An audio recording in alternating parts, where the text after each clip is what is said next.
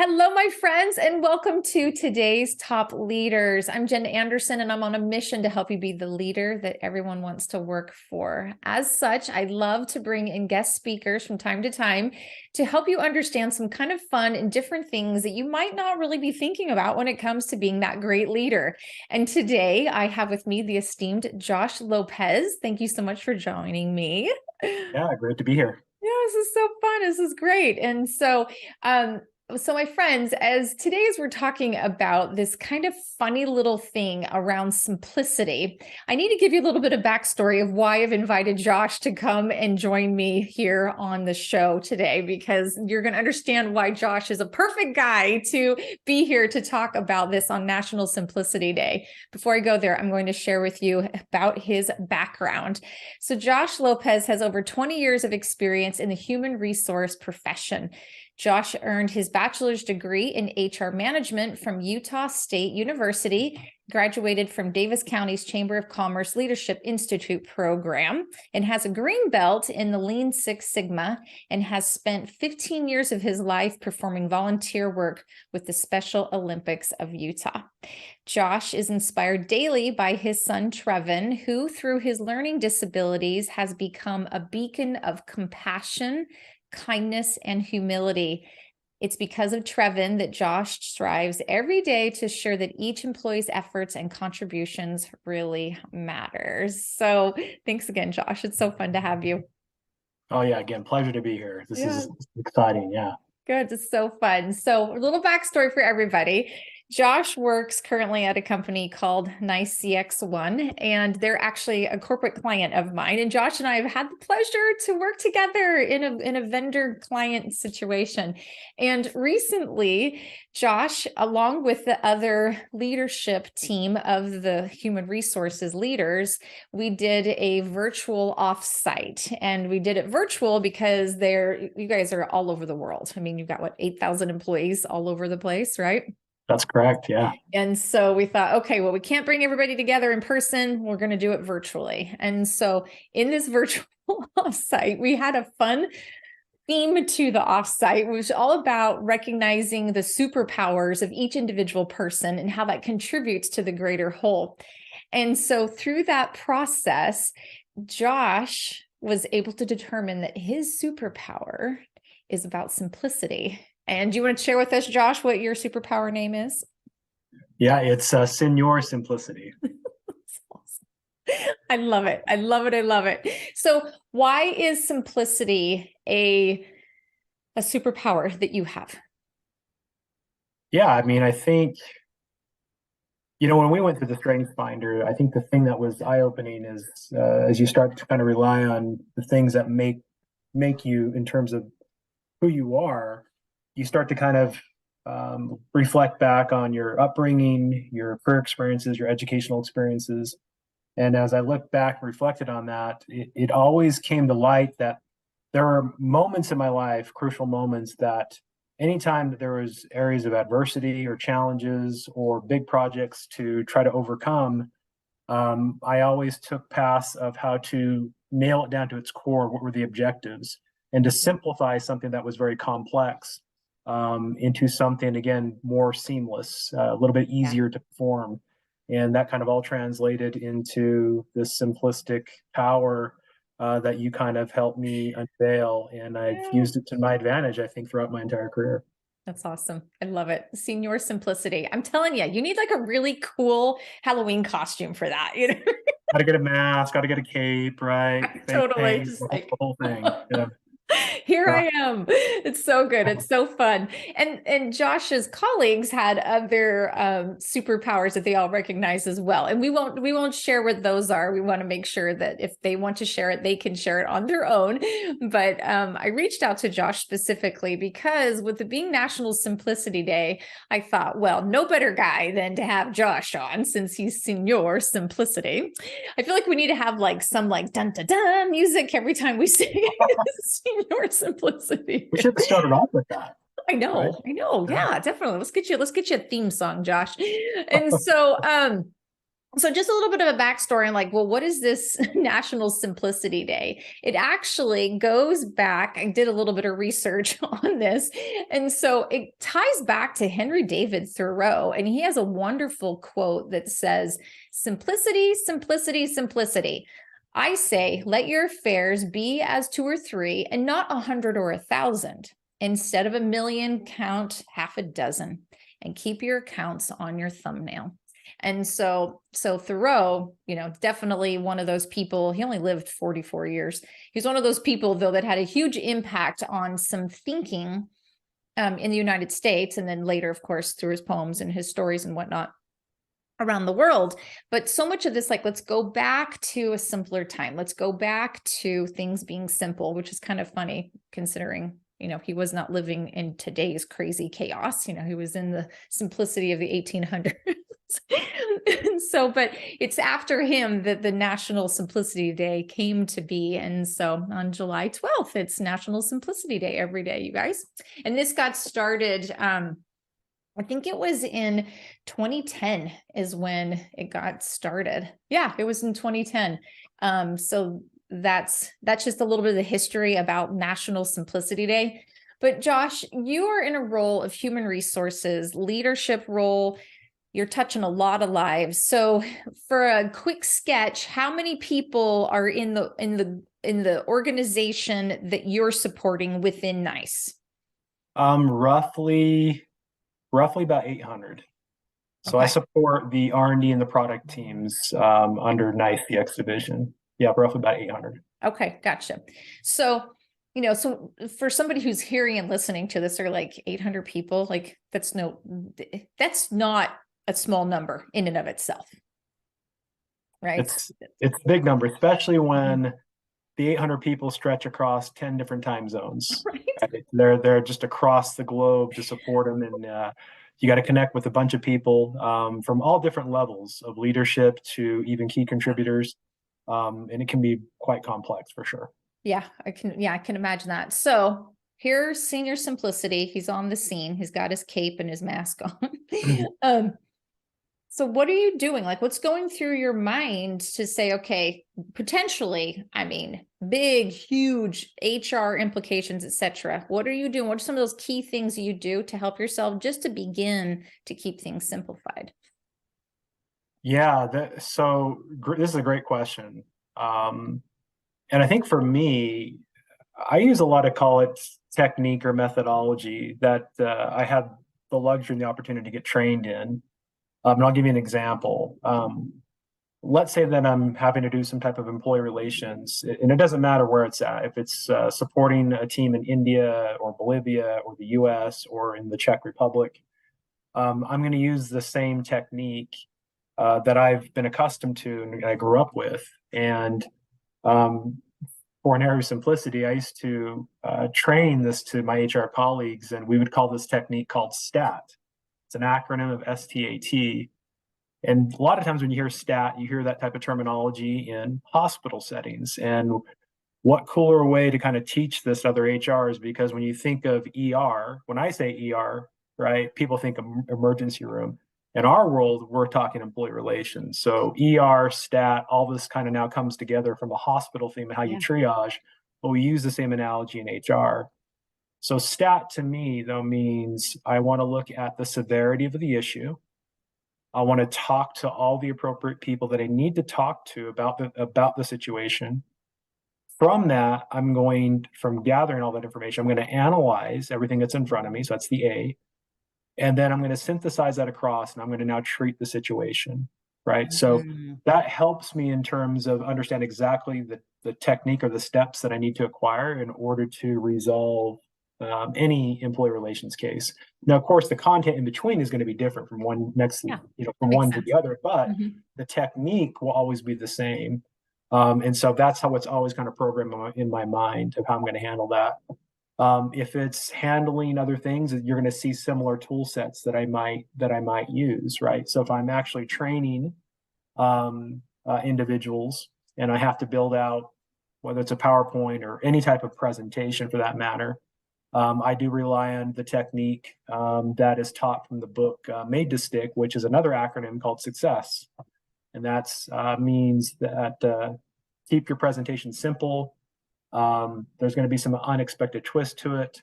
There's going to be some concrete, credible information, and there's going to be emotional storytelling in it. And Mm. that's the way I'm always going to train. But again, it's a technique that Mhm. I'm going to take from one place to the next. But of course, there's going to be a little bit of different spices, if that makes sense, within the content. But again, it's all technique, it's all methodology. That's how I try to keep it Yeah. very simple across the globe. That's really interesting to think about, like the story part of it, because you're dealing with people, like you said, in 8 different time zones, just within your team alone, Yeah. right? And so stories, how does that translate from, because I'm thinking there's a cultural Uh, difference from somebody who's in Bolivia versus Israel, uh, or something like that. So how do you keep things simple in a way so that you yeah. can help with people understand those stories? Yeah, I think when you talk about when I think of storytelling, though, I think of stories as more there's this emotional pull that you get from them. Yeah. And so a smile here in the US and a smile in Japan or a smile in Bolivia, it means the same thing, right? So whatever you can elicit that emotion, it's going to mean something similar. If I frown, if I cry, it's going to mean the same thing as Bolivia as it is in India. And so storytelling is a very powerful way of how to again extract that type of emotion to get what you're trying to accomplish. I use a lot of storytelling, especially when I train. A lot of the storytelling is my personal stories, and I use a lot of personal stories because, again, it's easy for recall. It's easy for me to establish some type of concrete, tangible, visual that I could put in front of them, so they could really see how my tones might fluctuate up and down depending upon the mood of what I'm trying to portray. But I Mm-hmm. think they all understand it that, oh, this part of the story emotionally it's joyful. Oh, this part of the story emotionally it's a little bit sad. Oh, this part of the story emotionally he's going through some challenges and adversity, right? So that to me has always been a very powerful way to train, because once you come out of those type of sessions, you could recall them very quickly, right? Because if you think about it, I think we've all been through trainings or presentations where they're very crisp, but they're very clean, they're very clinical graphs, data points, and they're magnificent. But you walk out of that training session and 5 minutes goes by and you can't recall it, right? You Mm. can't remember the chart. You can't remember the Yeah. exact data points. Yeah. However, if you combine that with a story and it walks you through, right, the arc, a normal arc of a story, then you can recall it. You can recall it even like maybe even a year later and say, I Mhm. remember this aspect of it. Yeah. And you're able to share Yeah. it. And that keeps it very simple, right? Keeps Mhm. it extremely simple for Mhm. anybody to remember. Mhm. Mhm. I love that. That's so good. You also mentioned within stat, which I love that. My husband is a nurse, and so we're always throwing Perfect. medical terms around. Not that I know what the heck I'm talking about. You would not want me taking care of you in a hospital. However, I pick up on stuff because I'm married to one. But on the stat stuff, you talked about the A was to analyze things, Analyze. right? Yeah. And so how do you like I guess I'm looking for some like tips and advice Yeah. on like how can people keep that analysis simple, because golly, just like you talked about these very clinical um um Yeah. presentations where there's so much data, but it's not resonating for people. But what would you say about keeping that analysis simple? Again, some more probably, and it depends on what you're trying to analyze, what field you're in. I'll tell you from my field, right? So in Yeah. human resources, when I'm analyzing an employee relations case and there's some complexity to it, I will again use some methodology or technique to it. For example, in Analyze, there are 3 key components that I'm trying to understand with any employee relations case. The 3 things are I want to understand what was the knowledge, meaning how was the person aware that their behavior or performance Mm. maybe it wasn't meeting the expectations. So what's the knowledge? The second part I want to understand is did they have control, right? Meaning that whatever we were putting in front of them, was it in their full span to actually make sure that their behavior, their skills, or whatever it is aligned to what the company expectation was? Did they have full span of control of that? Or was something that was out of their control impacting their ability to perform? So, knowledge and control. The third part is culpability. What I want to understand is if they have the knowledge, if they have control, were they fully aware that what they are doing, it was impacting the team, the business, the customer in some maybe negative manner?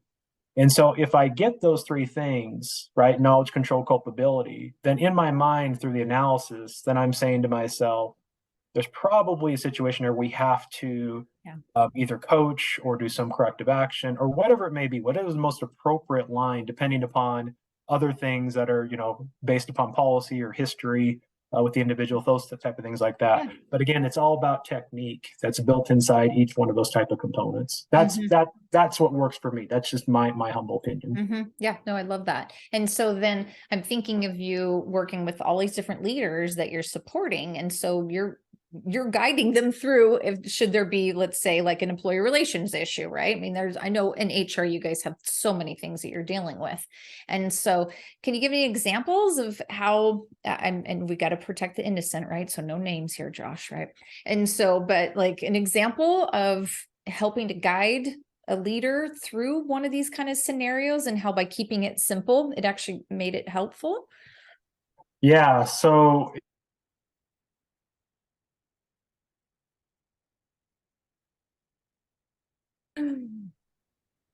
All right, my friend. Sorry about a little technical glitch there, but Josh was sharing with us an example of simplicity, right? When it comes to you've got some leaders in your organization, and as their HR go-to person, right? What are you doing to help them to make sure things are keeping it simple? yeah, I mean, there's a variety, so it's definitely not just one thing. It's probably more of a series of things that support them, so they can remember how we're going to handle certain things. So, for example, um, teaching things on employee relations, performance management in general, Mm. we do a lot of training. Number one, and the training though, because if you think about it, HR training, when you hear that, they're kind of, I don't know, not to really harp on my own profession, they could be boring, especially when you're teaching on the actual concepts of performance management or things with legal law. And so what we do for our managers is we actually put it more in like a movie theme. So if I'm training, for example, I'm training on the Americans with Disability Act. I actually have a theme that more mimics like the Karate Kid and Cobra Kai, and it's called Lessons with LaRusso. And underneath it says lessons of a square watermelon. And so I use the analogy of a square watermelon, how it's made, the simplistic aspect of it. But then I translate that into a lot of times that we might do a job accommodation. We might think of something very complex when really the answer in front of us is very simple. It might be Yeah. cheap or free or just tweaking something. But we train that as a movie theme. So when I actually train employee relations, to go back to that, I have a hospital theme. And so I have a hospital theme that kind of runs through it. And then I have case studies that actually mimic characters off of hospital type TV shows or movies. So, and the whole branding looks like it. It looks familiar. It's like, oh my gosh, this looks like Scrubs, Yeah, right? nice. The whole wording and everything Yeah. looks like that as Uh-huh. I'm training it. And again, it's not to be gimmicky. It's not to be cheesy. The concept all has to be to I want them to recall and be able to Yeah. retell it later down the road. So those are concepts of training that we do.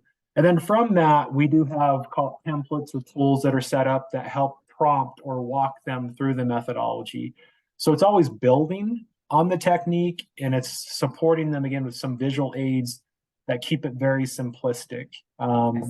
Those are some ideas I that love I've. that. So good. I think this is a really good example of how you're doing it right in HR. You've got a team, got 800 people inside of a much larger, multiple thousand person organization, and you're trying to do those things to keep it simple. And I think that's awesome. It makes a big difference.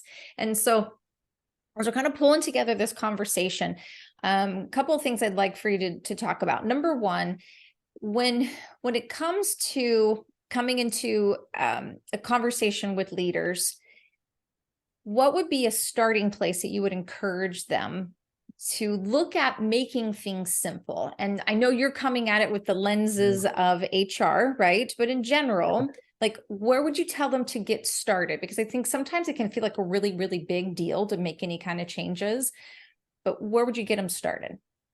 Yeah, this is just my own, I guess, personal opinion. and just call it principles and concepts. I believe that in order to kind of grow, whether it's a person, a team, or an organization, you have to meet them where they're at. And so anytime that I engage with a leader and we are trying to do something, whether it's again to maybe grow a teammate's skill set, grow their team in general, or align to some type of business objective, I always just begin of just tell me where you're at, walk me through where you're at today. And then it's just questions from there. How are you at today? How is that in alignment or not in alignment with where you want to go? And then it's a matter of just those type of coaching questions, right? Yeah. Where you're trying to support them in a manner that they're answering their own question. It helps them to develop the skills later down the road so that they can continue to grow. But that is how I typically always approach any leader, anybody in general, if they're looking to move somewhere. Anything that deals with moving the needle, I always begin, just tell me where you're at. Because again, it's just a personal principle. I don't think you can grow. I don't think you can move unless you understand that first. It'd be like pulling for simplicity, for analogy, it'd be like pulling a slinky, right, dog? If you pull a slinky dog, right, the concept would be that you would pull it and then you have to wait for the back end to come back to be patient. It's like pull, then be patient, right? That's kind of the concept. If you continue to pull the front end and you keep on pulling, meaning that your vision is farther ahead than where they're at, you're going to break, right? The slinky dog. It's going to basically collapse and you'll always be ahead, you'll always be behind. So again, begin where they're at, and then you're going to pull. You're going to wait for it to come back to you, and then you'll probably pull again, right? That's kind of the concept. Yeah, I love that. Look at you teaching us by story. I love it. I'm never going to look at a slinky dog the same. That's fabulous. And then the other thing is, we're just wrapping this up.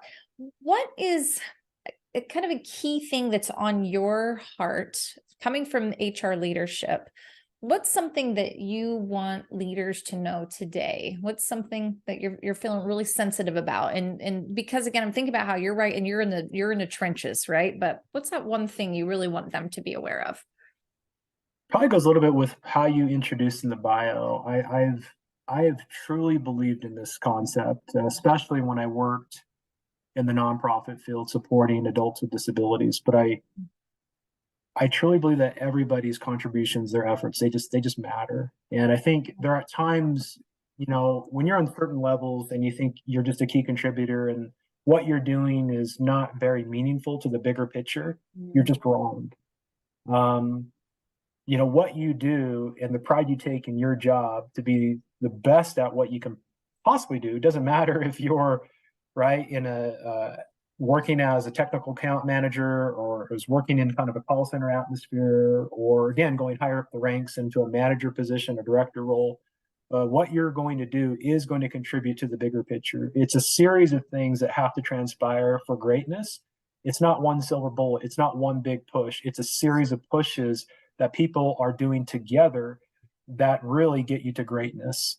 And that would be my take with leaders, is that don't take for granted that for a person that we might see as a very, going back to simplistic task or insignificant task, that they might be perceived that way, that it's just, that ain't going to really get us anywhere. I mean, you just never know, right? You never know. Again, it's just not one thing. It's a number of things that really lead us to some really great in terms of products, ideas, solutions, name it.